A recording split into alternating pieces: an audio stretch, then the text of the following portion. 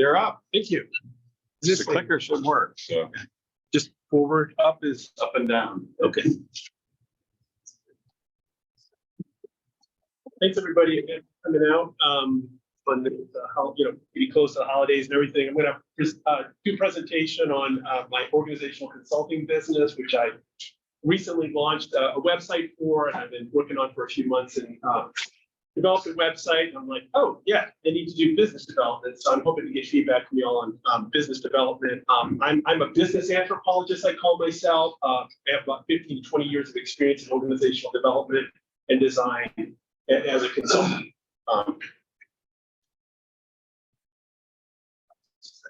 Further down. There we go. So this is the general problem, the way I think about it, that I'm trying to solve. Eventually, you have organizations that are trying to do different types of change that are highly unsuccessful by and large.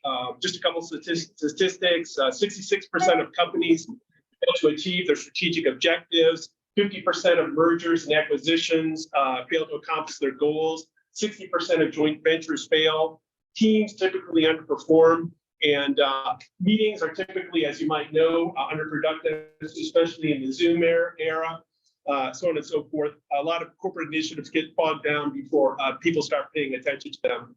And it's just a little equation here that actual productivity equals potential productivity minus process losses. And Hackman came up with this concept, and there's a lot of friction, process losses, and so forth that result in underperforming teams and failed organizational change processes.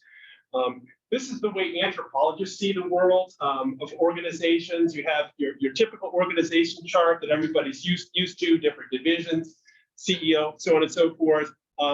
That's the way to formally think about an organization, whereas anthropologists study the informal structure of organizations, how work actually gets done. So that's the value add that we can bring to organizations, kind of this lens that we bring to the organization to see what's actually happening on the ground.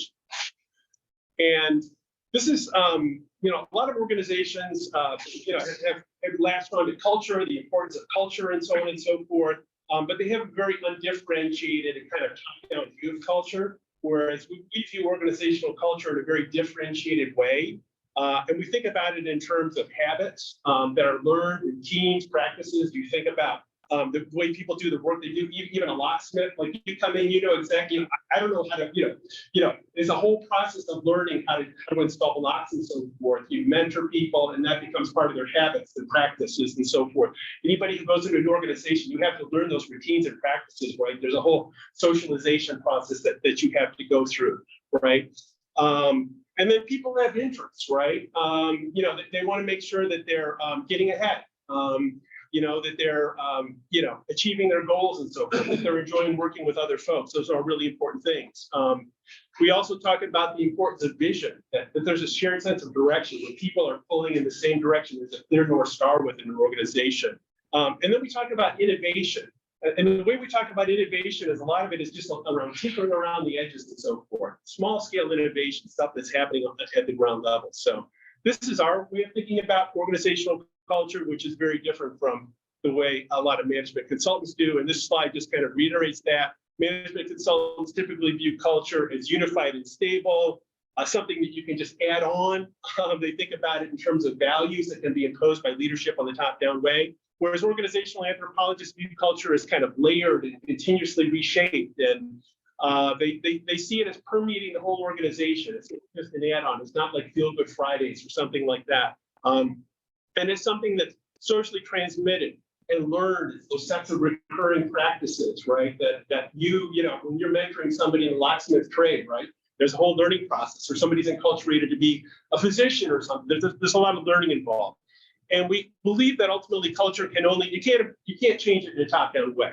You can only tend it as a gardener, so to speak. You have to cultivate it, pull the weeds and so forth, water it, make sure that the garden has sun, so forth. And we, instead of using quantitative data, we rely on long-term ethnographic field work, which is just a way of basically deep hanging out or being embedded in organizations over a long period of time. Our relationships with clients can last 1, 2, 3, 4 years. So we really become cultural insiders. And this is just kind of reiterating this idea that our view of culture is that it's something that's layered and it's continuously reshaped in response to environmental pressures, like COVID, for instance, the pandemic, right? 1 minute left. Okay. Oops. Hold on just a minute. So these are the different types of service that we offer. So we develop organizational visions that really align stakeholders and employees around a shared strategy. We do a lot of action learning projects and pilot projects to solve complex operational challenges, problems, bring teams together and solve them. We facilitate campaigns that basically find pieces of the future in the present, small scale innovations, and we kind of build infrastructures around them to support them and help scale them up. And we create high performing teams by basically aligning organizational leaders around shared goals, roles, and norms. So this is just a little bit more of work. So this is an example of some of the organizational visioning we do. Typically, we do have leaders kind of define key inflection points in an industry. Think about the future of driverless cars, how that's going to impact automotive companies, the products who they're going to be selling to, insurance companies, and so on and so forth. Get people thinking about those key inflection points and how they're going to work for businesses in response to those threats. This is an example of. Let me just run through. So this is just an example of a network that we created for a financial institution around the digital vision they created, basically aligning all of these different actors like a soccer team. So it's not just one person kicking the ball. Everybody has got to be able to kick the ball in coordination with one another to have a winning team.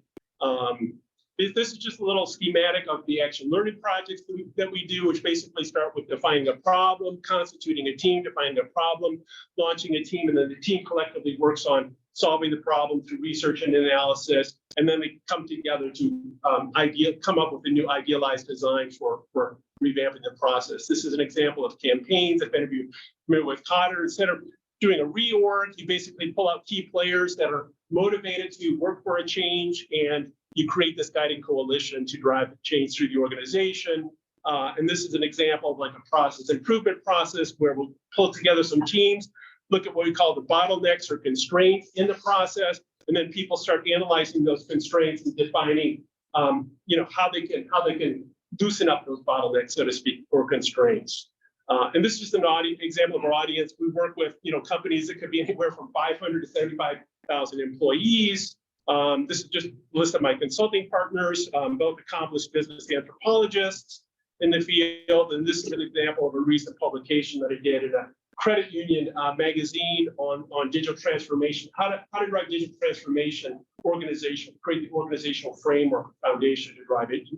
And the main point of this is that part of the way in which I'm trying to market myself right now is as a thought leader by getting out there in journals and so forth and so on. So thank you. 6 minutes goes fast. More God does it ever.